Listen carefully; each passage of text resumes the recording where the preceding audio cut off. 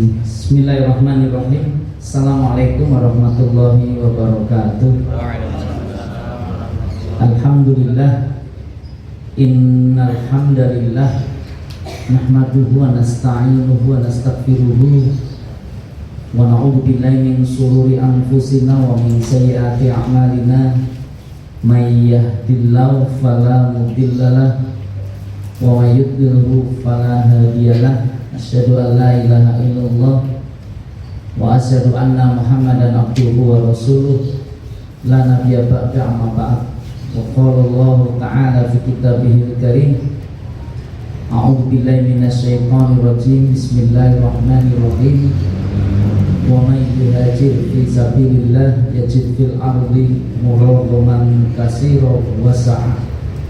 Wa qala nabiyuna Muhammad Rasulullah sallallahu alaihi wasallam, innamal a'malu binniyah wa innama likulli imri'in ma nawa.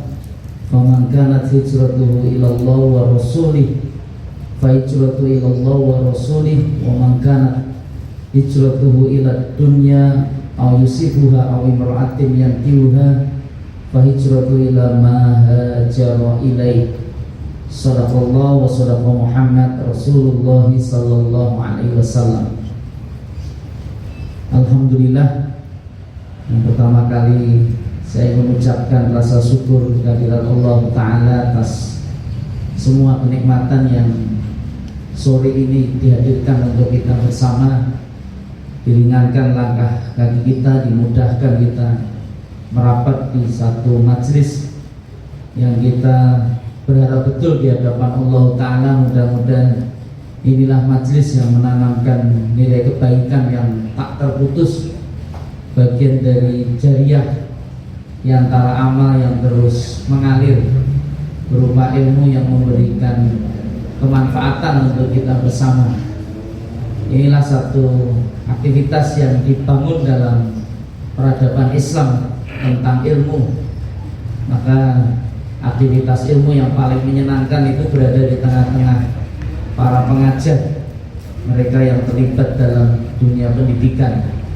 Dan saya termasuk di antara hamba-hamba Allah yang sangat menyukai dan menyenangi itu ketika bisa bicara, bisa sharing, bisa berbagi wacana, berbagi pemahaman dan pengetahuan di hadapan para bapak dan ibu guru dan siapapun yang melibatkan diri dalam aktivitas-aktivitas keilmuan, karena aktivitas ini tak akan pernah berhenti sampai dirinya, tetapi akan menjadi acuan yang akan dijadikan untuk diberikan kepada hamba-hamba Allah yang lain di ruang-ruang kelas yang mereka miliki, di kesempatan-kesempatan. Karena memang aktivitas para guru itu adalah bicara, mengeluarkan statement, pernyataan, dan melakukan proses pendidikan, pengajaran, dan pendampingan. Berkah Allah Subhanahu wa Ta'ala, saya bersyukur kepadanya di kesempatan ini diberikan kesempatan kembali untuk bisa hadir di tengah-tengah bapak ibu yang dimuliakan Allah. Pas ya waktunya lapang, ya mudah-mudahan lapangan ini yang membuat banyak kebaikan untuk kita bersama.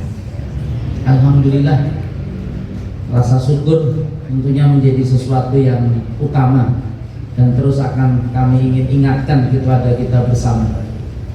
Saya ada testimoni dari seorang kawan, ya, ada rekamannya itu. Kami pernah punya teman yang dalam posisi yang mengalami satu keterpurukan, satu keadaan yang berat dan susah dan sulit dalam kehidupannya.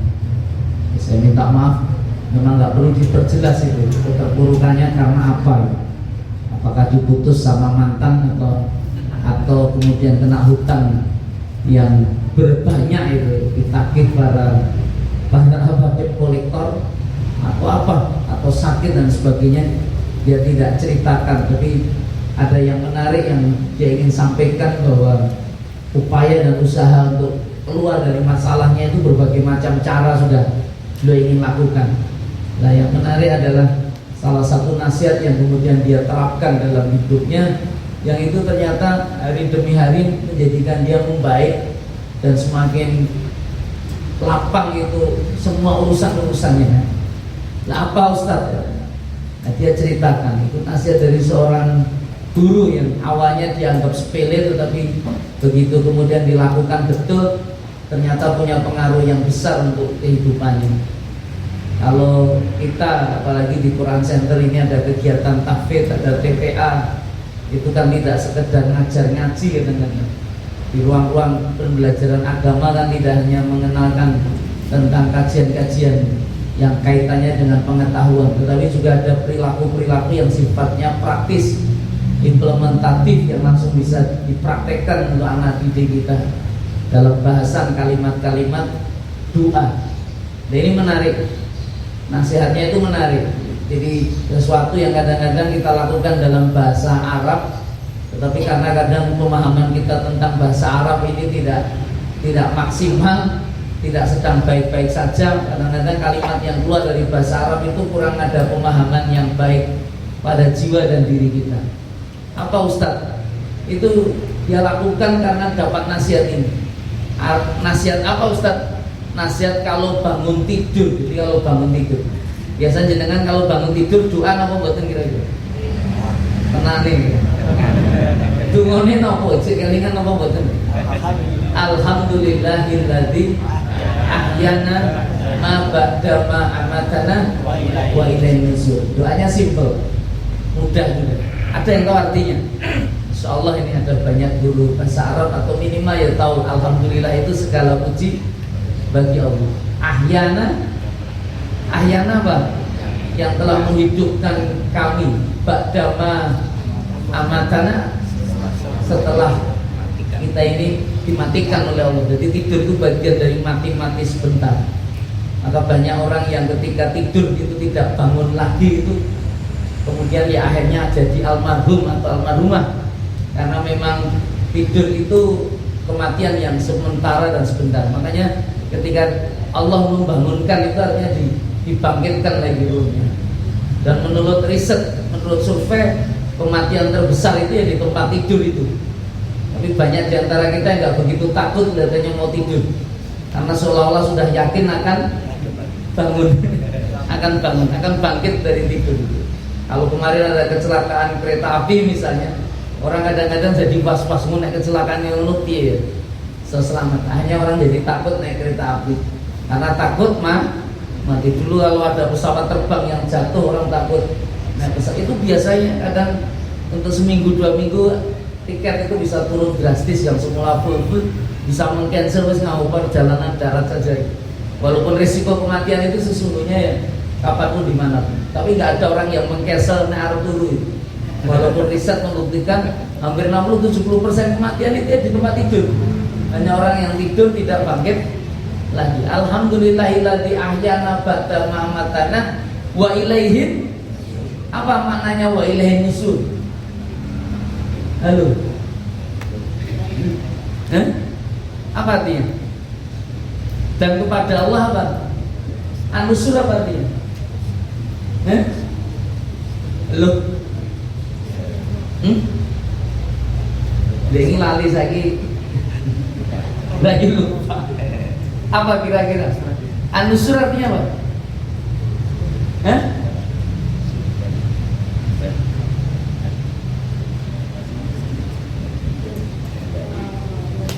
Al-nusyur itu mengembalikan semua urusan itu kepadanya, kepada Allah Subhanahu wa ta'ala. Ini kalimat dalam bahasa Arab ya, tetapi diajarkan kalau itu diimplementasikan dalam bahasa sederhana. Jadi kadang-kadang hidup kita ini memang perlu disederhanakan agar masalahnya bisa tuntas. Maka kadang-kadang ya, tapi saya akan protes kalau itu bagian dari sholat bacaan sholat kadang-kadang langsung dipakai bahasa Indonesia, karena bahasa Arab berapa tek mudeng. Biar mudeng lebih merasuk pakai bahasa Indonesia, itu kita protes. Karena shollu kama ra'aitumuni usolli, sholat itu ya seperti bahasa Rasulullah. Makanya konsepsi bahasa doa yang harus awal kita hafal, kita paham dan kita mengerti betul itu namanya bacaan sholat. Saya kalau diminta bimbing ibadah umroh, ibadah haji, selama masih ada kesempatan, pertama kali saya ingin ajarkan fikih itu bukan fikih manasik hajinya, Kalau haji dan umroh nanti di sana aja dengan ikuti manut, wis insya Allah benar. Kenapa? Karena itu modelnya gerakan-gerakan dan ada aktivitas banyak tuntunan. Sing genah ngubengi Ka'bah saja orang ngubengi alun-alun misalnya atau ngubengi yang lain dan seterusnya. Itu artinya semua ngikuti seperti yang mutawif atau pembimbing lakukan, insya Allah ada keberkahan. Tapi yang tidak bisa dicolong atau dicuri itu apa? Aktivitas yang utama di Masjidil Haram dan Masjid Nabawi. Aktivitas apa Ustaz? Aktivitas sholat. Anda itu berkunjung ke Masjid Allah. Di sana ada Masjidil Haram, ada Masjid Nabawi. Aktivitas utama di sana apa Ustaz? Itu sholat 5 waktu. Bahkan waktu-waktu yang haram, ketika itu bagian dari syariah tentang waktu-waktu yang haram, orang melaksanakan sholat itu begitu Anda masuk di Masjidil Haram, gak ada lagi yang haram itu di antara waktunya. Anda bisa melaksanakan sholat mutlak kapanpun ketika Anda menghendaki. Tidak hanya 1, 2, 3, 4 rakaat, bisa ribuan rakaat Anda bisa laksanakan itu. Mumpung di Masjidil Haram itu gak ada lagi. Ada waktu-waktu haram itu gak ada lagi. Itu betul. Itu konsepsi nilai syariat di ilmu fikih. Makanya kajian yang sangat menarik sebenarnya adalah bangun tidur itu. Kenapa dengan bangun tidur itu? Bangun tidur itu kalau Anda bisa mencoba mulai nanti ya. Kalau kebetulan Anda hari ini punya masalah berat, contohnya misalnya jomblo rampung-rampung, melamar ditolak terus misalnya gitu. Itu begitu Anda bangun tidur, bilang sama Allah, ya Allah alhamdulillah hari ini saya bangun. Allah kasih kesempatan saya untuk hidup di hari ini. Maka ya Allah Ta'ala kan itu, karena Anda mensyukuri apa yang ada dan diberikan kesempatan hari ini, berikan kekuatan kepada saya untuk bisa menemukan jodoh terbaik. Dan insya Allah mudah-mudahan wa ilaihi nusur, atas petunjukmu hari ini saya ketemu dengan jodoh. Kira-kira semangat gak orang hidup untuk hari ini dengan doa begitu awal bangun meyakini bahwa hari ini akan ketemu dengan jodoh? Oh sangat semangat itu, sangat antusias. Jadi langsung mulai di tempat-tempat terdekat di mana jodoh-jodoh bisa ditemukan. Ya, termasuk di Quranic Center gini nih pengajian. Bila sopo ngerti ketemu jamaah pengajian. Ini jelas ngaji ini orang perlu berpaling ke lain hati kan gitu kan. Berpaling ke lain yang lain itu sudah terdidik dengan ngaji bersama. Minimal visi-visinya sama, Qur'annya ya semangatnya bersama-sama. Atau urusan hutang misalnya. Saya minta maaf, kadang-kadang kita ini terbelit hutang. Dan belit hutang itu kadang-kadang membuat orang juga dari nestapa dan sengsara. Tadi hari ini saya dikontak dari orang dari Bandar Lampung, saya nggak ngerti. Tapi kadang-kadang aktivitas kita ini sudah bisa viral kemana-mana dan orang bisa tahu seringkali apa yang kita lakukan, apa yang kita kerjakan. Dia cerita bahwa dia pernah kerja di Solo dulu, tapi sekarang udah ada di Bandar Lampung karena asli sana. Dapat orang Kendal, dia punya cerita itu. Dia bekerja mulai pagi sampai sore. Mekanik itu dia punya apa istilahnya kerja di bengkel di motor. Tapi hidup saya itu habis Ustaz. Habis kenapa?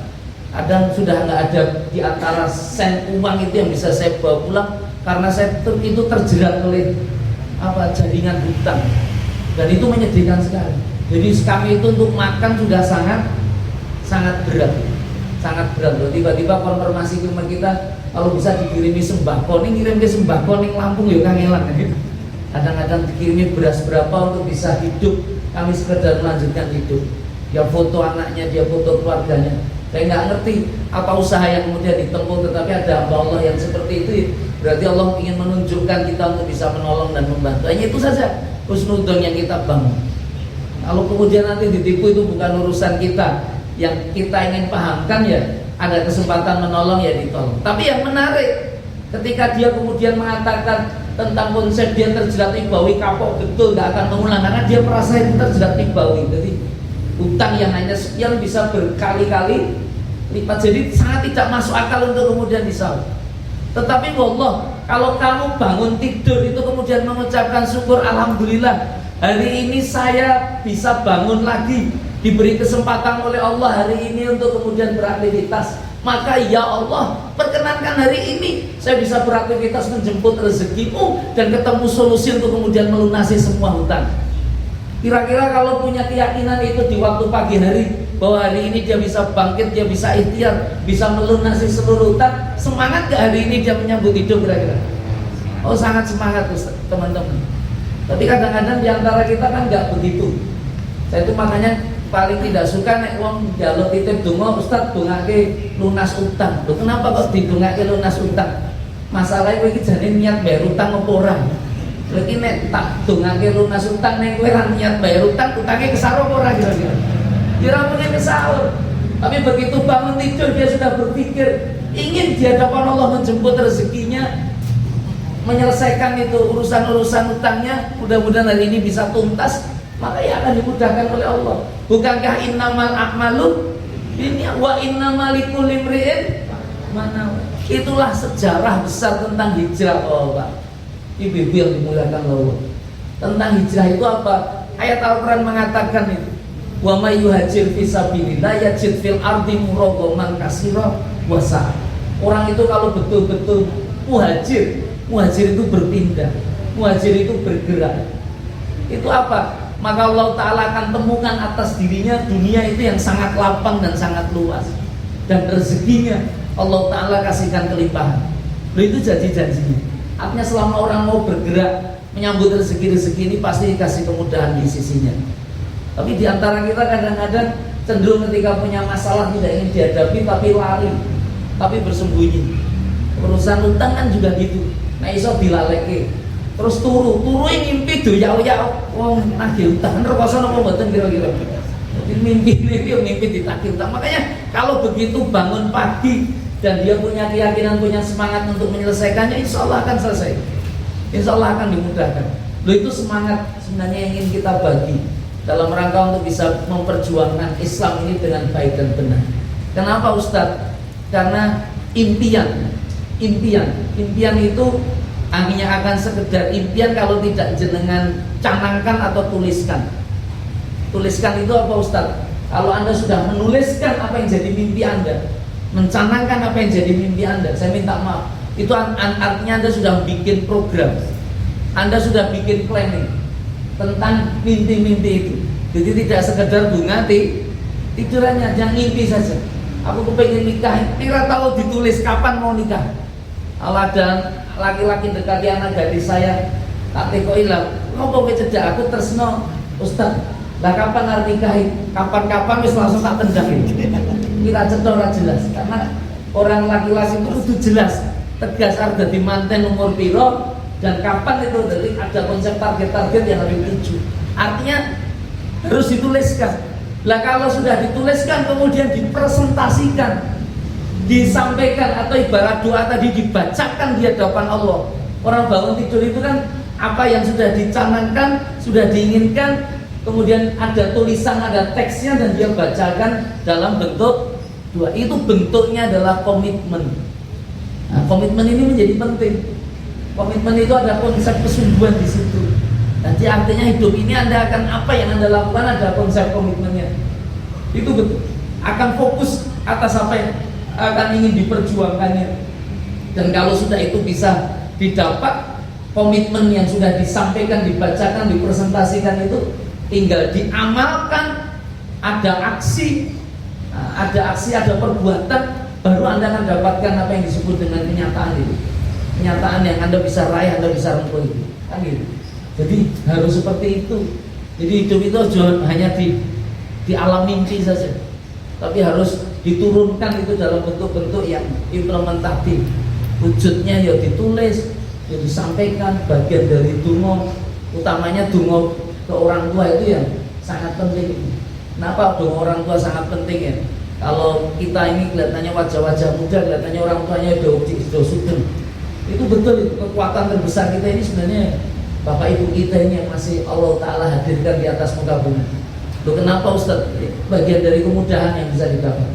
Musa alaihissalam, Nabi Musa itu pernah bertanya di hadapan Allah tentang siapa yang sesungguhnya nanti jadi teman di surganya. Nah, ternyata diberitahu sama Allah, ada orang yang hidup di masamu, bagian dari umatmu ini so nemani kowe. Jadi punya kualitas surgawi sak kelas karo kowe. Nah, siapa yang ditunjukkan oleh Allah itu kepada Nabi Musa? Dengan tahu, ternyata ditunjukkan di pasar seorang tukang penjual daging. Itu kaget itu Musa. Dipikir ya seorang penceramah gitu, seorang ustadz syekh yang Kalau kemana-mana pakai jubah mungkin orang akan cium tangannya pendidik. Tapi ternyata saya minta maaf, penjual daging. Istimewanya apa penjual daging ini? Berkah manfaatnya apa? Apa hanya sekedar melayani daging dan seterusnya? Ternyata Musa penasaran nih, diikuti orang ini kok dia bisa punya kualitas surga yang setara dengan dirinya. Jangan tahu itu, kenapa dia punya sesuatu yang sangat setara dengan dirinya. Karena begitu diikuti tanpa diketahui oleh sang penjual daging, ini penjual daging itu ternyata pulang di sana sudah menunggu orang tuanya. Dan diantara daging itu ada yang kemudian dicacah-cacah kecil-kecil dan sebagainya. Orang tuanya sudah dalam posisi tak berdaya, itu dimasakkan dengan sangat lembut daging itu. Dan kemudian upaya dan usaha pertama kali setelah pulang itu apa? Dulang emaknya, dulang emaknya didulang. Pernah dulang emak derek kali? Nanti dengan kita didulangi terus sama emak. Tapi belum pernah mendulang emak, itu dulang emak. Dan apa yang dengar Musa yang membuat dia terperanjat? Loh, apa sih istimewanya orang dulang emaknya? Ternyata emaknya itu punya doa kepada sang anak. Abdul Nakilim gonggo kowe mlebu surga bareng karo Nabi Musa. Lho sing donga emak ibu ki nek donga dasar banget itu. Makanya jangan sepelekan ibu-ibu kita. Ibu ini mendoakan mudah-mudahan kowe mlebu surga bareng karo Kanjeng Nabi Musa. Hanya orang ini oleh Allah Ta'ala disebutkan dia punya surga ya, setingkat dengan Nabi Musa alaihissalam. Ini sesuatu hal yang nyata dalam hidup. Hadirin yang dimuliakan Allah Subhanahu wa Ta'ala, saya ingin mengambil satu benang merah sesungguhnya agar kajian dan pembahasan kita ini bisa lebih pahami dan kita mengerti. Yang pertama adalah bahwa aktivitas-aktivitas yang akan kita lakukan itu insya Allah akan bisa kita dapatkan sebagaimana apa yang kita rencanakan. Bagaimana kalau dalam sejarah peradaban Islam ini kita sudah masuk di bulan Muharram. Bulan Muharram. Artinya Muharram itu apa? Halo? Ada yang tahu Muharram itu artinya apa? Hah? Muharram. Mbak? Bulan suci itu betul. Haram, tanah haram. Tanah haram. Haram itu sesuatu yang suci. Itu dulu namanya bukan Muharram, Bunda. Dulu namanya Safar awal. Jadi kalau sekarang kan bulan Muharram, kemudian langsung masuk bulan Safar. Kalau dulu Muharram itu namanya Safar awal. Nah, Safar yang sekarang itu dulu namanya Safar Sani. Safar Sani. Loh, kenapa kemudian bisa berubah jadi Muharram? Itu memang di zaman Islam itu menjadi bulan yang disucikan oleh Allah. Dan di antara yang disebut Rasulullah itu adalah apa? Syahrul Muharram itu. Konsep tentang puasa terbaik setelah puasa Syahrul Ramadan itu Rasulullah sebut ya puasa di bulan yang sangat disucikan ini bagian dari Syahrul Muharram itu khusus di Safar awal ini. Makanya saya minta maaf kalau Anda ingin melakukan sebuah proses amal sunnah dalam konsep kebaikan bulan, ini bulan nomor 2 sesungguhnya setelah Ramadan. Anda bisa melakukan banyak kebaikan. Khusus utamanya adalah berpuasa. Loh, kenapa dengan puasa, Ustaz? Karena Rasulullah dalam beberapa riwayat itu sebelum melaksanakan puasa wajib di bulan Syahrul Ramadan. Syahrul Ramadan itu diwajibkan di tahun kedua setelah Rasulullah hijrah. Itu sebelumnya itu setiap tanggal Asyura, setiap tanggal 10 Muharram itu Rasulullah mesti biasanya puasa. Rasulullah berpuasa di tanggal 10. Itu dilakukan. Loh, kenapa tanggal 10? Banyak riwayat di beberapa hadis yang bisa kita temukan. Walaupun kajian ilmu hadis, karena kajian kami itu kajian ilmu tafsir. Tafsir itu harus dijelaskan oleh hadis. Dan kadang-kadang ya hadis itu ya dikaji juga, ini hadisnya sahih tidak atau hadis bermasalah atau tidak. Ini di luar hadis-hadis yang bermasalah itu. Tapi memang ini kisah nyata sebenarnya. Dalam konsep nilai-nilai ketika orang diminta cari kenapa kok tanggal 10 Muharram itu Rasulullah berpuasa. Kemudian macam apa yang Allah Ta'ala ingin hadirkan di tanggal 10. Kalau kita di antara orang-orang salaf seringkali hanya berpikir ya sudah Rasulullah lakukan itu kita akan lakukan. Tetapi ternyata di beberapa riwayat disebutkan itu memang 10 Muharram itu bagian dari hari di antara waktu yang sangat monumental, patut dikenal dengan kemuliaan yang Allah berikan kepada para nabi dan para rasulnya. Di antaranya dicatat tobatnya Nabi Adam itu diterima pada tanggal 10 Muharram. Nabi Nuh alaihissalam ketemu dengan daratan itu ya tanggal 10. Nabi Ibrahim alaihissalam ketika dibakar akhirnya api itu harus padam ya di tanggal 10 dan seterusnya. Dan Nabi Musa alaihissalam ketika bisa menyelamatkan Bani Israel dari kejaran Fir'aun laknatullah di tanggal 10. Maka Rasulullah puasa ya. Dan setahun menjelang wafatnya Rasulullah itu Rasulullah diberitahu sama sahabat, beritahu tentang apa? Tentang orang-orang ahli kitab. Ternyata orang ahli kitab itu tanggal 10 Muharram ya udah poso. Nah itu makanya Rasulullah kemudian menyampaikan di hadapan para sahabat, kali ini hadisnya sahih. Makanya kadang tidak hanya puasa tanggal 10, ada puasa di hari Tasu'a tanggal ke-9. Lu ada apa dengan tanggal 9 Ustaz? Inilah Rasulullah kalau dia menyampaikan, kalau Allah Ta'ala berikan kesempatan untuk hidup di tahun depan, maka kata Rasulullah, aku akan puasa di tanggal 9. Jadi selain tanggal 10, Rasulullah itu akan puasa tanggal 9. Itu membuat sebuah proses perbedaan. Di aktivitas Rasulullah itu tetap ingin tampil beda itu karena memang di kalangan ahli kitab itu, baik dalam konsep penampilan dan seterusnya. Termasuk saya minta maaf, kenapa Rasulullah memelihara jenggotnya dan kalau punya kumis mesti dicukur kira-kira? Ada yang tahu? Apa latar belakangnya? Jangan hanya sekedar jenggotan ikuti Rasulullah. Apa? Ada yang tahu? Kenapa Rasulullah yang punya jenggot itu? Bringosnya dicukur. Kenapa kira-kira? Kalau bringosnya masih kelihatannya nggak ada yang punya kumis di sini. Kenapa kira-kira? Ada yang tahu? Karena ahli kitab itu rata-rata kumis itu dipelihara, jenggotnya di Rasulullah ingin berbeda itu. Rasulullah ingin berbeda itu.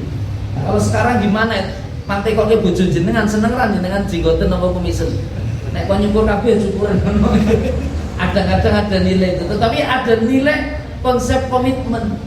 Bagian dari konsep nilai rasa cinta kita kepada Rasulullah. Makanya itulah yang kemudian akan orang hidupkan. Ini ojo jenggote tok ning sunah ora dilaksanakan. Itu yang jadi masalah yang sekarang ini hadir. Kita jenggote oke nih kon poso sunah ra gelem. Itu ada nilai-nilai. Sholat sunnah itu dalam rawahu dalam rawahu dari Abu Hurairah radhiyallahu an, itu ketika bicara tentang puasa Muharram itu kedudukannya pasca puasa Ramadan, itu Rasulullah juga menyebutkan tentang sholatul lail, sholat lail yang terbaik dalam sholat-sholat sunnah setelah sholat al-faridoh. Faridoh itu apa? Sholat wajib. Jadi kalau Anda ingin melaksanakan sholat sunnah terbaik, itu adalah sholat itu kedudukannya kayak poso terbaik bulan Syahrul Ramadan itu Syahrul Muharram. Makanya kalau ada kesempatan lakukan puasa apa Ustaz ya? Puasa sunnah di bulan Muharram itu. Ketemu Senin ya, biasa puasa Senin. Puasa ketemu Kemis, bagian dari sunnah Rasul. Ayamul bid di antara 3 hari lakukan. Di Muharram itu lebih mulia dan utama. Dan demikian pula nanti saya minta maaf kalau kebetulan hari Selasa kepengen poso, ya puasa mutlak aja ini karena asbab bulan Muharram itu juga kemuliaan besar. Karena bulan Muharram ini menjadi bagian bulan yang utama. Nah ini konsepsi aktivitas yang disebut dengan istilah bulan Muharram yang ternyata dalam kalender Hijriyah itu ditaruh di bulan pertama. Lah yang sangat menarik adalah tahunnya ini. Ini dulu 1 Syawal 1444 Hijriah. 1 Muharram itu berarti ganti tahun. Ganti tahun berapa Ustaz? 1445. Kok kenapa dengan 1445? Ini sejarahnya menarik. Penentuan angka-angka tahun ini sebenarnya munculnya, saya minta maaf, itu 7 tahun setelah wafatnya Rasulullah. Jadi Rasulullah wafat itu 2 tahun diperintah oleh Khalifah Abu Bakar As-Siddiq. Setelah Abu Bakar wafat, kemudian diperintah oleh Khalifahan Umar bin. Nah, di tahun ke-17 Hijriah lah sesungguhnya awal penentuan 1 Hijriah itu menjadi sebuah tanda atas tahun dalam kalender Islam. Sebelumnya gimana Ustadz? Sebelumnya kaum muslim itu hanya mengingat di antara tanggal dan bulan saja. Dan bulan itu dulu masih berantakan, ya, konon ceritanya. Saya membaca di sejarah peradaban Islam dikisahkan bulannya orang-orang Arab jahiliyah itu nemen sukanya dirubah-rubah. Jadi langsung dilancangi itu iso-iso saja. Sakarepe pemimpin ini. Nah itu kan nggak bisa kalau dalam sebuah pemerintahan besar. Makanya kalau kemudian orang kepengen bercerita tentang tahun, kadang-kadang menemukan ini ternyata yang punya istihad itu adalah para sahabat di zaman kekhalifahnya Umar bin Khattab. Karena pada tahun 17 Hijriah, jadi Rasulullah sudah wafat itu penentuan tahun Hijriah ini. Loh dari mana Ustadz dan buat apa kemudian kita kasih tahun itu dengan nama Hijriah? Nah ini yang menarik untuk direnungkan. Kalau di zaman dulu orang proses cerita tentang tahun, saya minta maaf. Saya kalau tanya kepada bapak ibu, tahun berapa kan Nabi Muhammad lahir? Tahun berapa? Oh, tiba-tiba Mas Tohir bilang tahun gajah, nggak menyebutkan bilangan angka. Anda bisa menyebutkan bilangan angka? Bisa Ustadz, rata-rata penyebutannya 5 pitu siji. Ini pitu siji nyebutnya kan Masehi. Masehi itu kalau dalam bahasa Arab biasanya disingkat dengan mim. Mim itu penyebutannya orang Arab nggak mau menyebut Masehi seringkali. Yang mereka sebut adalah Miladiyah. Tahu maknanya Miladiyah? Mim itu. Jadi kalau mereka menyebut bilangan 2023 itu mereka sebut dengan istilah Miladiyah. Miladiyah itu lahirnya Al-Masih itu sebenarnya. Jadi prosesnya tidak menyebut Masehi, tetapi Milad. Iya. Jadi 2023 itu diyakini sebagai lahirnya Al-Masih. Nah, makanya waktu proses orang bicara tentang tahun, kenapa kok di zaman Arab ketika ditanya lahirnya Rasulullah tiba-tiba Anda bicara tahun gajah? Kenapa dengan tahun gajah Ustaz? Nah, saya bicara memang proses orang memberitahu atas sebuah peristiwa, sebuah waktu itu didasarkan peristiwa yang dianggap spektakuler di tahun itu. Lalu kenapa dengan tahun gajah? Itu ada diabadikan dalam kitab suci Al-Quran itu. Pernah dengar ayat alam taro kaifa fa'ala rabbuka di Ashab? Itu ayat kan ditujukan pada kaum muslim, tetapi Rasulullah ketika membacakan kepada orang Arab, memori mereka masih kuat itu tentang Ashabil Fil. Ashabil Fil itu apa? Pasukan gajah. Lu kenapa dengan pasukan gajah? Di mana Rasulullah lahir tahun itu ternyata terjadi ada raja namanya Raja Abraha masuk kota Makkah kepengen menghancurkan Ka'bah. Naik. Nah, itu binatang yang tak lazim yang tampak di Jazirah Arab. Mereka kaget, "Oh, binatang kok kayak ini. Wong Arab niku gajah." Lucu napa mboten kira-kira? Nah, itu lucu. Nah, itu makanya jadi spektakuler tahun itu. Makanya kalau Anda tanya kakek-kakek nenek Anda, kapan bapak lahir atau kapan Mbah Kakung lahir, itu kadang-kadang ono sing nyebut sesuatu dengan istilah kejadian. Lho, bapakmu lahir waktu tahun Solo banjir. Pernah dengar istilah Solo banjir? Solo banjir itu tahun pinten Ibu? Oh, Bunda langsung bisa jawab nama. Bunda kelahiran tahun pinten? Saya kelahiran 54. Oh, 54. Tapi kelingan itu namanya. Oh, dia ingat namanya. Bu, apa betul kejadian banjir? Ini generasi milenial disebut Solo banjir ini rada bingung. Kenapa? Karena Bentang kok saiki banjir. Karena kebetulan tinggalnya di bantaran sungai. Berarti nek udan deres ban. Loh itu betul kata Bunda. Bunda, Solo banjir itu ada peristiwanya bulan Maret tahun 6. Itu lahirnya pas Solo banjir. Lah, ini kan urusannya wong Solo nih. Lah nek wong Karanganyar diberitahu Solo banjir kan bingung. Tapi nek wong Karanganyar diberitahu lho waktu Gunung Lawu meletus, wah iki kelingan tenan. Atau Gunung Merapi meletus, orang yang terkena dampaknya juga kelingan. Gitu apa gitu? Itu peristiwa-peristiwa yang sifatnya lokal. Lah kalau ingat tahun dengan kasus-kasus peristiwa lokal kan nggak bisa dijadikan pedoman. Lalu siapa nanti yang memutuskan? Kan nggak bisa seperti itu. Makanya Umar Ibn Khattab sudah merasa kita harus punya kalender sendiri dalam konsep nilai tahun yang kita harus putuskan kapan itu dimulainya. Kalau dalam bahasa sambutan beliau saat tim panitia ini dibentuk, Umar Ibn Khattab itu menyampaikan di mana kau bisa cari tahun, di mana ketika umat itu menyebutkan angka bilangan tahun itu, dia teringat betul bahwa tahun di mana kalimat itu diucapkan itu adalah saat di mana umat Islam ini punya sesuatu yang sangat luar biasa dalam kehidupannya. Luar biasa itu maksudnya apa? Ada perubahan-perubahan besar yang bisa ia raih dan yang bisa ia rengkuh dalam dirinya. Nah, waktu itu kan terus mereka berembuk itu betul. Walaupun kita tidak bisa melacak notulennya kayak apa, tetapi di antara para sejarawan yang mencatat itu para sahabat itu diskusi sangat serius. Mereka kemudian ada yang mengusulkan gimana kalau pas tahun di mana Kanjeng Nabi lahir itu seperti apa miladiahnya Al-Masih. Jadi waktu Maulid Nabi diusulkan, ada yang mengusulkan gimana kalau pas apa nuzulul Quran, pas turunnya ini kan peristiwa besar juga. Kemudian ada lagi yang kasih usulan gimana kalau pas Isra Mi'raj misalnya. Gimana kalau pas Fathul Makkah saat kemenangan kaum muslim ketika sudah hijrah menaklukkan kembali membuka pintu Mekah dan seterusnya. Dan ternyata Ali bin Abi Thalib, ini catatan sejarah juga ya. Ali bin Abi Thalib itu pelaku betul dalam sejarah hijrah. Dia ngasih usulan itu dan tak satu pun sahabat yang menampik dan menolak tentang peristiwa ini betul-betul dahsyat dan besar. Apa itu? Beliau mengusulkan gimana kalau tahun kita mulai dari tahun di mana tahun Rasulullah itu hijrah dari Mekah ke Madinah.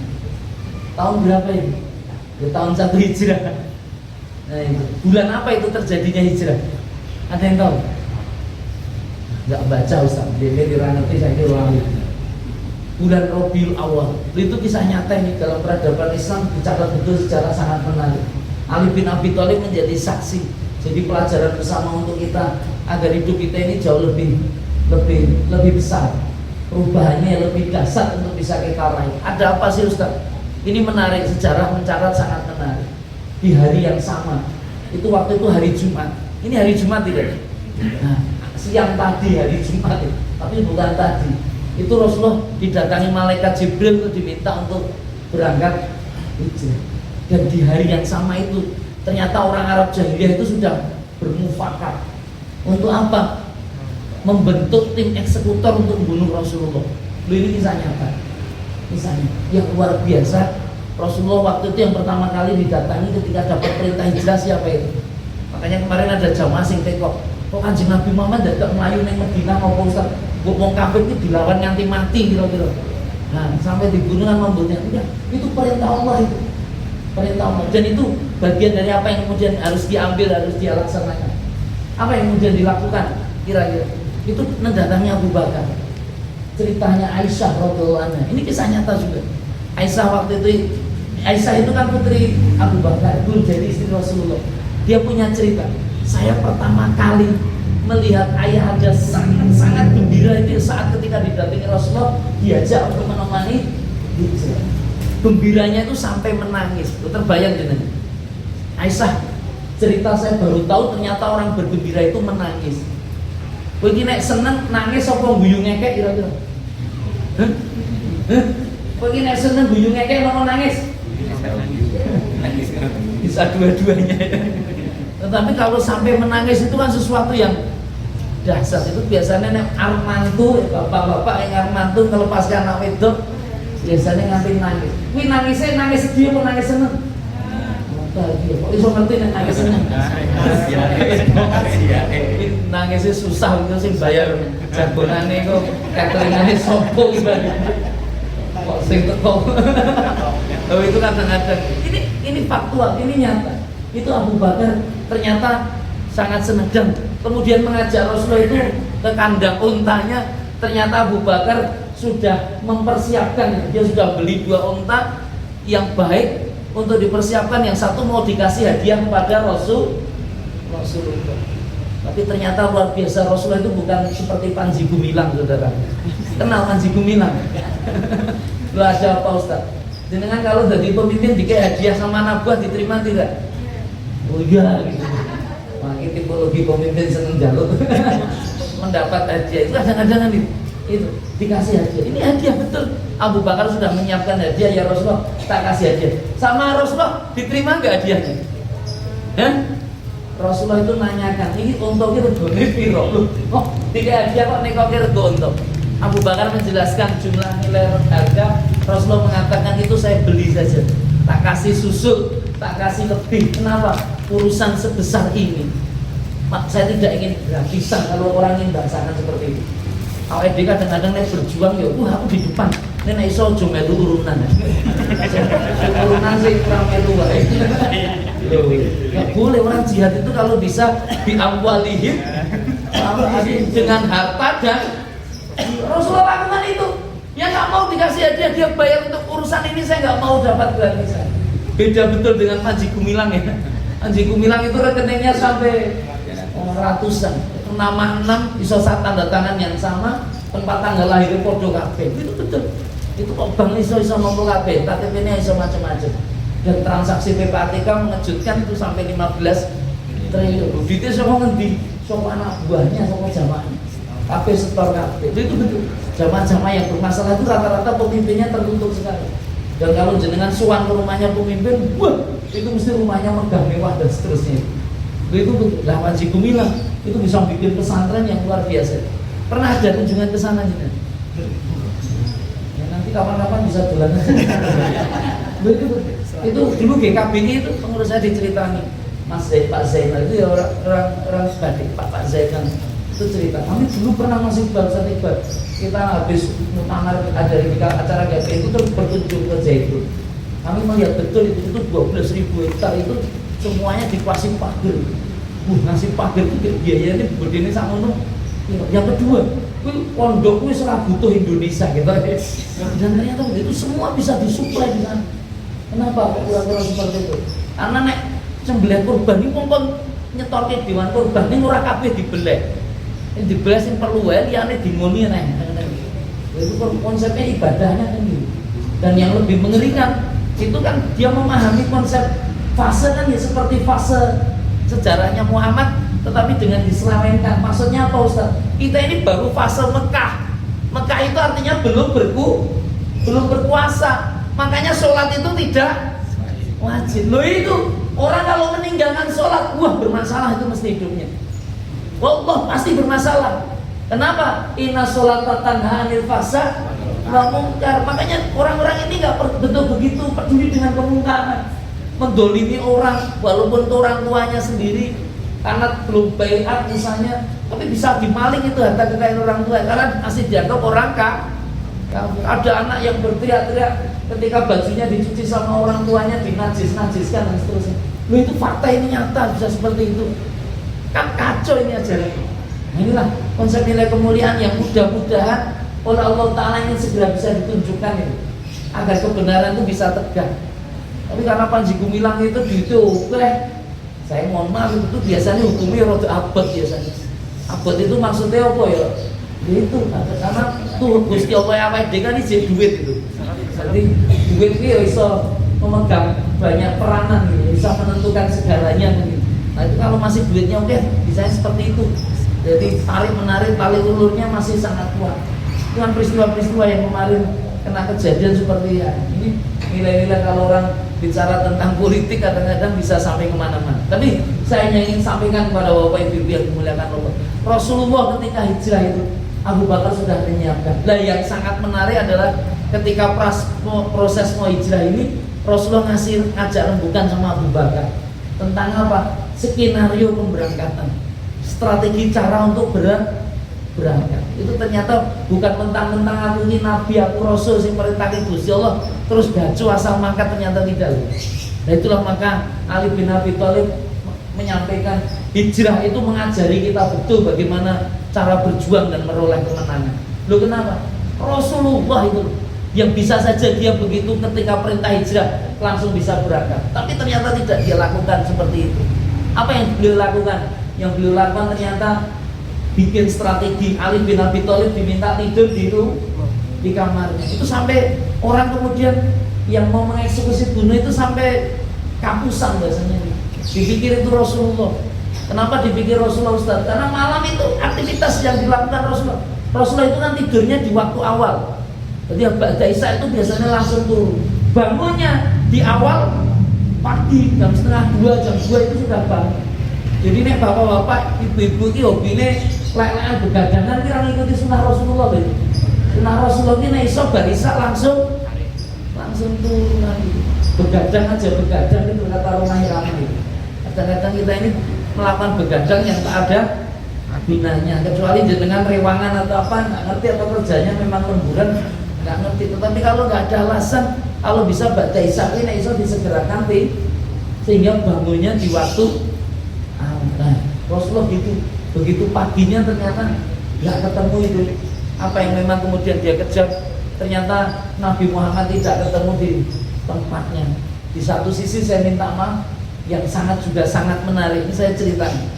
Makanya saya doakan mudah-mudahan yang ada di sini dikasih kemudahan oleh Allah untuk bisa berangkat ke tanah suci, ke Mekah Al-Mukarramah, menjalankan ibadah haji dan umroh. Yang mengamini tak tungaki betul, mudah-mudahan dilimpahkan rezekinya, dimudahkan urusannya, kasih kesehatan. Sing belum ngamini pripun Ustaz, muga-muga oleh hidayah. Ditungaki apik-apik ra gelem ngamin. Ya. Saya minta maaf kalau nanti ke Mekah jenengan tanya sama mutawifnya atau geturnya, minta ditunjukkan mana arah Gua Sur. Mana arah Gua Sur? Ada apa dengan Gua Sur, Ustaz? Ini yang menarik. Medina itu kalau di peta atau Anda kalau sudah sampai di Mekah, itu Medina itu dari sebelah utara. Sebelah Gua Sur itu ternyata di sebelah selatan kota Mekah.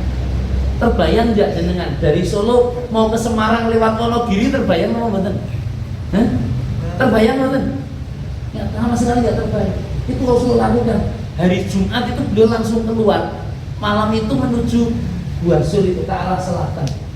Dan ternyata itu tidak hanya sekedar naik onta dia lakukan, tetapi dia sudah bayar pengembala kambing dengan kontraknya oleh Abu Bakar As-Siddiq untuk menghilangkan jejak sampai nanti ontanya dibawa lagi, sehingga orang nggak paham betul, nggak tahu betul tentang jejak-jejak, kecuali itu jejak-jejak binatang pengembalaan saja. Yang kedua, 3 hari Rasulullah berada di Gua Sur. Saya minta maaf, hari Jumat, Sabtu, Ahad, Seninnya beliau baru keluar ya. Baru keluar. Loh, kenapa Ustaz bisa terjadi seperti itu? Nah ini kisah nyata. Kisah nyata. Sebenarnya ketika tim eksekusi itu dibentuk, Abu Jahal itu sudah sangat siap syukuran dia. Kenapa syukuran? Karena merasa sudah sangat optimis.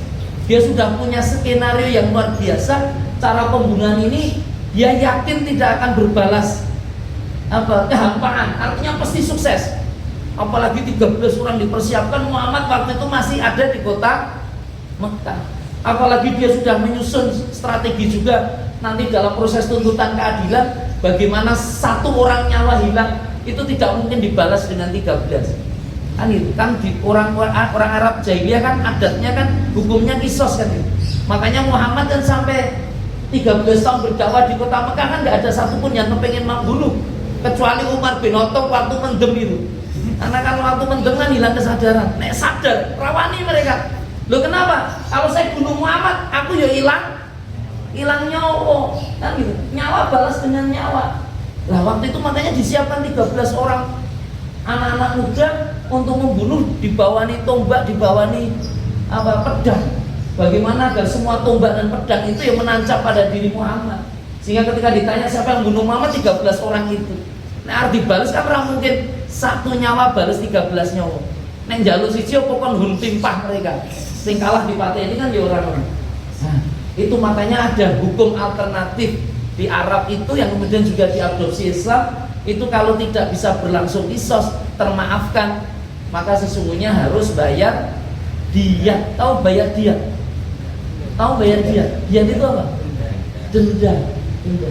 Dulu ada TKW Indonesia, saya pernah cerita dulu. Itu betul, TKW mateni juragan. Itu peristiwa 30 tahun yang lalu. Saya masih ingat betul karena fenomenal bagi saya. Itu dia divonis hukuman pancung. Keluarganya itu ngasih kesempatan, boleh memaafkan, bayar diyat, asal menyediakan dana. Waktu itu 30 tahun yang lalu itu 500 juta. Oke, kamu mboten kira-kira. TKW ini duitnya kamu mboten kira-kira. Jangan remehkan TKW ini. Ternyata berita ini didengar oleh LSM wanita di Indonesia. dan ternyata peduli dengan TKW-nya itu. Saya nggak ngerti asbabnya apa, tetapi dia bisa memobilisasi masyarakat Indonesia, ibu-ibu urunan 1.000, 2.000, 10.000, nek oke iso nganti tekan 500 itu apa betul? Bisa hanya terkumpul betul uang 500 sudah dikasihkan kepada TKW-nya. Nah di saat pengadilan itu ngasih batas waktu, ternyata TKW-nya sudah bisa nyerahkan itu 500 sudah. Dimaafkan tidak? Dimaafkan karena memang perjanjiannya gitu, dibayarkan, dan hukuman kisos pancung itu dibatalkan, dibalik. Nah, yang menarik keluarga korban, biasanya yang mendapat kerugian itu keluarga korban. Nah, awal ini jadi korban itu oleh opo-opo kadang-kadang. Yang jadi sugih itu rata-rata ya penegak hukumnya atau aparat hukumnya. Saya minta maaf kalau ada yang terlibat dalam perusahaan ini, ada yang profesor hukum di sini, keluarga besar. Tapi kisah nyata itu, kalau di sana langsung bagian itu pada ahli waris. Itu ternyata rata tegel. Saya tidak tegel nompo duit karena dia melihat bahwa duitnya bukan dari TKW ini, udah dari masyarakat Indonesia sing marat-marat itu. Makanya apa yang dilakukan? Dibaliknya dikek-kening TKW ini. Jadi TKW ini luar biasa. Bar mate ini kemudian dibebaskan, diampuni, terus dibayar, dibalikin, pulang jadi jutawan. Ini dudu ajaran loh, nek kepengen jadi sugih patenono pimpinanmu orang ngono lho. Juraganmu orang ngono. Nah itu kasusnya gitu. Ini nilai-nilai yang menarik untuk direnungkan. Nah di Rasulullah itu gitu juga. Diat itu sudah dipersiapkan karena nanti negosiasinya Rasulullah itu mati itu yang sudah nanti akan dibayarkan. Tapi ternyata begitu pagi ketemu, ternyata tidak dijumpai Rasulullah. Apa yang terjadi kira-kira? Wah itu panik gitu. Abu Jahal begitu dapat informasi pertama, wah di grup WA-nya kaum kafir jahiliyah itu ramai banget itu, ranting gitu.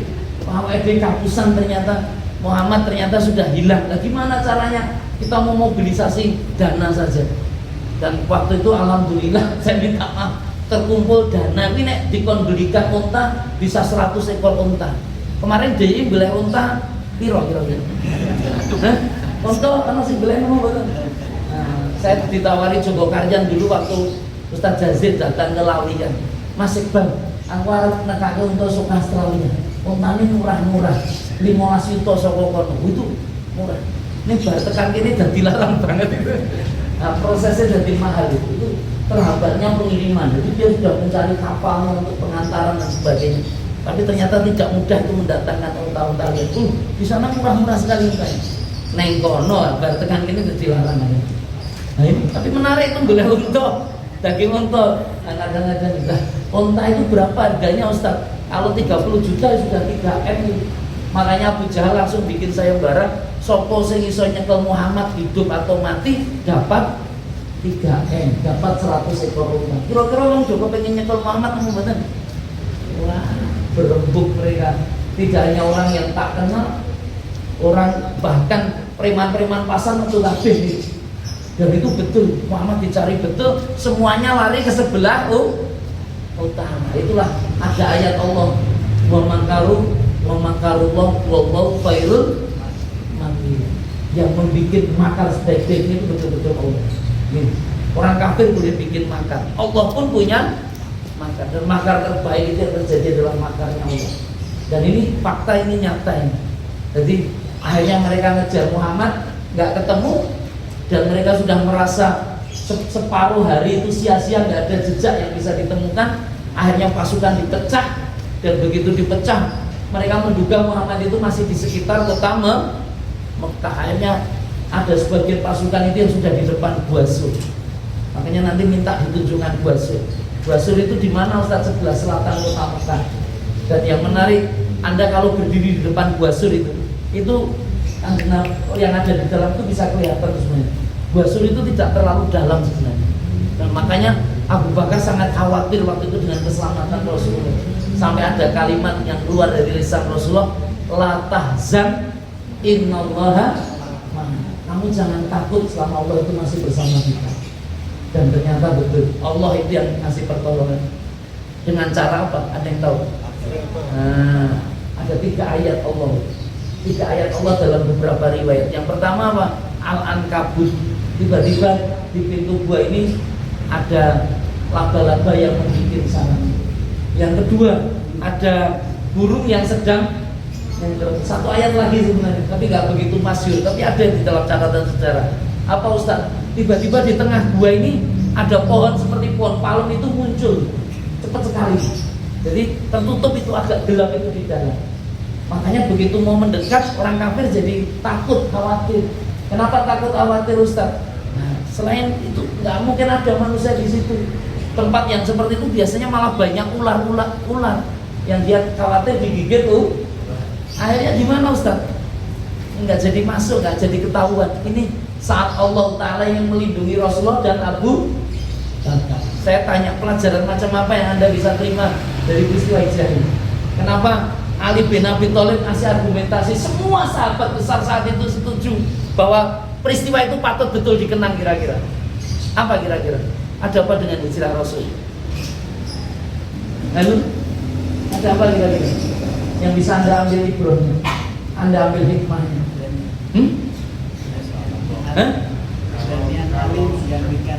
Keberanian Ali menggantikan. Apalagi? Kalau saat itu Rasulullah sudah meninggal, selesai Islam. Tidak ada masalah sekarang. Itu diantara sejarah kekuatan yang sangat besar yang ingin ditunjukkan. Tapi sebenarnya ada yang lebih luar biasa dalam konsep metodologi berjuang, berdakwah. Ya, yang pertama apa Ustaz? Yang pertama konsepsi antara takdir dan ikhtiar. Takdir dan ikhtiar. Ada bahasa takdir. Husnul khotimah. Saya ingin bicara tentang husnul khotimah. Ini perkara yang sangat penting dalam hidup kita. Saya minta maaf. Kadang-kadang kalau orang usianya masih di bawah 40 tahun, saya tanya hidupmu itu kurang nopo gitu. Dia akan bercerita tentang kekurangan dunia. Aku sih kurang mapan Ustaz, gaji ini kurang oke, kurang di mobilannya, di motorannya, rumahnya. Kui rata-rata umur 40-an. Ning nek wis 40 tahun ke atas, itu cara berpikirnya beda. Ini menarik. Nek ijik podo yo ora maju-maju deh. Ora gede-gede. Kenapa? Karena nek kowe usia 50 swidak ijik kepengin golek omah, wah ijik rekoso ki urip mah rekoso tenan. Lha itu betul. Isih kepengin penghasilannya duwe-duwe rekoso. Kowe iki jane sejatine kurang apa to? Nek wis umur 40. Nah ini Rasulullah luar biasa. Sampai hari 13 itu semua kemapanan ditinggal dalam hijrah. Kurang apa kira-kira? Kurang apa? Awal itu kurang amal, kurang bekal. Lah hijrah itu bagian dari amal besar sesungguhnya. Dan saya ingin sebutkan kenapa kok amal besar Ustaz? Itu meninggalkan kemapanan di Mekah. Dan itu menuju sesuatu yang kadang-kadang orang anggap tidak jelas. Tapi karena ini perintah Allah, itu ingin dikejar. Konsep amalia ini ada kemuliaan yang sangat besar di sana. Makanya bedakan antara pilihan takdir dengan itu. Ketika saya bicara tentang husnul khotimah, husnul khotimah itu takdir atau pilihan kira-kira? Pilihan. Tak sama atau sih jauh ya, bingung. Pilihan. Saya tanya, wong ngebut-ngebutan terus ketabrak mati. Kuwi takdir atau pilihan? Pilihan. Saya ingin urai ya. Ngebut-ngebutan itu pilihan apa takdir itu? Pilihan. Nek mati nih takdir. Nah ini menarik. Husnul khotimah itu proses cara untuk menuju itu, kemenangan itu. Rasulullah itu berdoa. Ini yang membuat saya juga takjub. As-syaitonu ya'idukumul faqra wa ya'murukum bil fahsya. Itu ada di Quran surat Al-Baqarah. Setan iki meden-medeni kowe dadi fakir dan ngejak kowe iki fasa itu udah dibayar tenan. Lah yang menarik, kenapa kok kemudian Rasulullah berdoa mudah-mudahan saya jadi orang fakir dalam hidupnya? Itu menarik. Kenapa Ustaz? Fakir itu ternyata kalau dalam bahasa Arab artinya adalah tulang punggung, beratnya tulang punggung. Hidup kita ini kadang-kadang menjadi fakir, menjadi kurang itu karena kebutuhan kita. Tetapi Rasulullah itu sudah di atas itu. Rasul itu sudah selesai di dirinya. Kenapa dia minta fakir? Karena dia diberikan kesempatan oleh Allah untuk terus berjuang, bekerja dalam rangka apa? Mensejahterakan umat, memuliakan orang. Jadi bukan lagi untuk dirinya. Makanya Rasulullah itu pernah, ini Gus Bah itu dalam satu cerita, ini kisah nyata juga. Saya pernah dapat riwayatnya, tapi saya dengar kemarin baru saja pengajian beliau. Itu Rasulullah itu waktu sedang sholat itu dipercepat sholatnya. Begitu sudah selesai tiba-tiba keluar masuk tamat. Habis itu balik lagi untuk sama-sama wirid itu. Sampai jadi ragu. Kenapa Kanjeng Nabi jenengan tiba-tiba masuk? Kenapa? Dia bilang karena saya itu masih menyimpan tabungan. Loh itu kepinginnya dan di sedekah. Loh itu betul. Wong sedekah wipi pilihan kan itu. Nah, kadang-kadang kita kan tidak berpikir sampai sejauh itu. Pikiran kita ini kan bicaranya ngumpulnya oke. Sedangkan kurangan kita sebenarnya bekal amal untuk mati kan kadang pada tidak siap di antara kita. Makanya konsepsi nilai ini yang harus kita perjuangkan. Kita harus pegang. Memang Allah sudah menakdirkan jenengan kecelakaan. Ning caranya apa ya arep kebut-kebutan apa ya jalan santai. Karena ya ono wong kecelakaan ku yo tertib betul kan gitu. Ya apa ya kira-kira. Wis jalure ya bener, kadang-kadang gitu. Wis yo maca dikir wirid kira-kira husnul khotimah apa mboten itu. Husnul khotimah. Karena apa ya bakal mati. Sugih kira ditekokke. Hasilmu kira ditekokke. Sing ditekokke apa? Caramu sugih. Dan nek wis sugih oleh harta iki dinggo itu namanya tawakal itu di situ. Tawakal itu yang penting kowe ikhtiar. Kanjeng Nabi wis dikon ikhtiar itu waktu hijrah itu. Orang mau bertawakal ya wis, aku diperintahke Gusti Allah tak metu saka omah. Kok dicekel, ra dicekel lindung kali Gusti Allah. Ora simsalabim koyo ngono kuwi. Tetapi nganggo strategi, nganggo ikhtiar. Dan ikhtiarnya sudah optimal itu sampai akhirnya harus ketahuan betul itu. Karena orang kafir yo 100 ekor unta itu membuat mereka berangasan betul itu. Dan apa yang terjadi Ustaz? Itu betul lah. Ketika akhirnya oleh Allah diturunkan bantuan laba-laba, di bantuan ada burung yang ngengkermi itu, ada pohon yang muncul di tengah-tengah itu ya bagian dari pertolongan Allah. Nah, itu kalimat-kalimat yang berbeda yang mudah-mudahan bisa kita pahami dengan baik. Mudah-mudahan paham ya, tidak mudeng ya. Tapi menarik untuk bisa direnungkan ini peristiwa hijrah agar kita bisa merenungkan apa yang sudah kita kerjakan, apa yang sudah kita lakukan. Udahlah, kita nggak perlu harus banyak bersusah payah moyang dulu. Apa sing wis umure sitin wasakin, swidak tekan 70. Orang di atas 70 itu wis rekoso jane. Kenapa kok wis rekoso Ustaz? Bahwa tubuhnya aja sudah sakit dia. Nggih napa nggih. Lho ki wong sehat-sehat kadang-kadang yang pas lara rekoso. Lho itu betul. Itu betul. Makanya ada kemuliaan-kemuliaan yang harus Anda kejar dan itu adalah bekal kita menuju itu bentuk amal soleh, perjuangan kebaikan. Ada pertanyaan? Kelihatannya tidak karena waktunya habis. Karena undangannya kan sampai jam 4.30. Oh ini ada yang tanya itu gimana? Nggak apa-apa, dia monggo. Kemarin itu ya kakak saya itu meninggal. Meninggalnya itu jam 2 itu habis sholat tahajud. Habis sholat tahajud lalu sampai sholat subuh. Nah, habis sholat subuh itu kok tidur lagi. Tapi kok nggak bangun. Ternyata dia meninggal. Nah, semasa hidupnya itu dia suka membantu sholat tangga-tangganya. Itu apa juga termasuk meninggal dalam keadaan husnul khotimah. Ya. Kalau saya ingin bacakan insya Allah husnul khotimah. Insya Allah. Kenapa insya Allah Bunda? Karena husnul khotimah itu sebelum mati loh. Ya. Sebelum mati. Nah, sebelum matinya apa yang terjadi? Yaitu kebaikan-kebaikan. Ijik sholat tahajud, ijik sholat subuh. Tadi Ibu mengatakan ya orangnya suka membantu dan seterusnya. Akhirnya wafat ketika dia tidur. Nenek Mas kula niku mati Ustaz apa? Tadi pagi begini nopo mabuk nih metu saka omah. Kenapa maling ra konangan kadang-kadang. Akhirnya gitu. Akhirnya terus macem-macem dan kemudian pulang sampai di rumah ngeprui bojone. Lah meninggalnya gimana kira-kira? Akhirnya kan buruk gitu. Ketika menjelang, makanya hati-hati ada terhadap akhir hidup itu.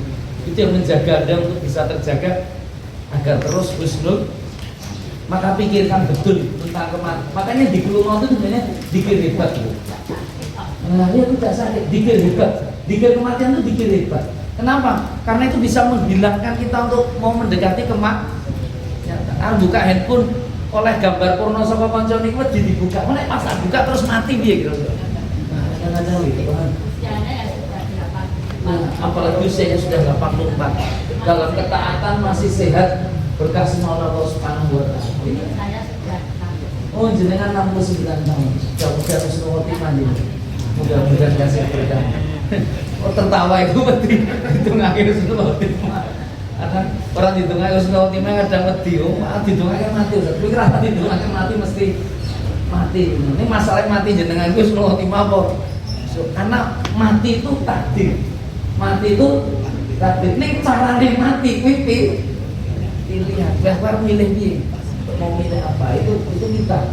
Itu bisa kita ikhtiari, kita usahakan. Makanya kumpulan orang kan soleh, kumpul seperti ini. Makanya kalau sudah usia 69 tahun terus tiba-tiba pengajian angok, ngantuk, kerak-keruk, terus wafat kira-kira husnul khotimah napa mboten kira-kira?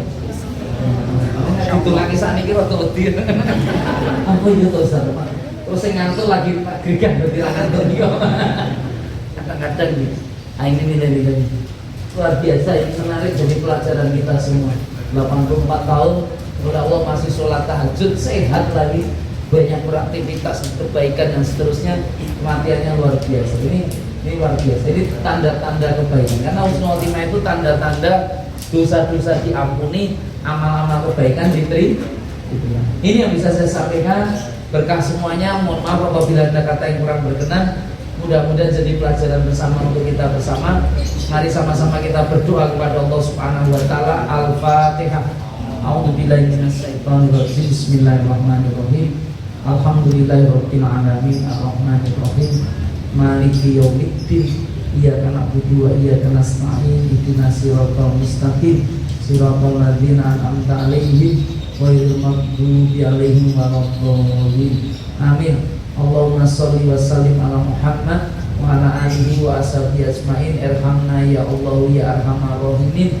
Allahumma ighfir lana wa li walidaina warhamhuma kama rabbayana shighara.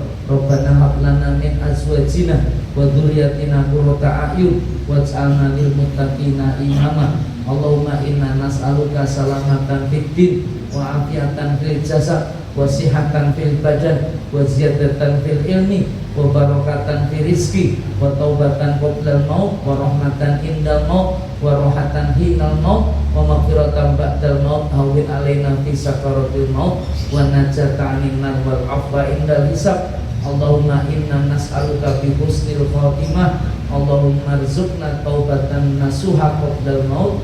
Allahumma ya muqallibal qulub tsabbit qulubana 'ala dinika wa 'ala ta'atika. Rabbana atina fid dunya hasanah wa fil akhirati hasanah wa qina adzabannar. Subhana rabbika rabbil izzati amma yasifun. Wassalamun alal mursalin walhamdulillahi rabbil alamin. Kurang lebihnya mohon maaf sebesar-besarnya. Aku lupa lihat astagfirullahaladzim. Bila taufiq wal hidayah. Assalamualaikum warahmatullahi wabarakatuh. Kami ucapkan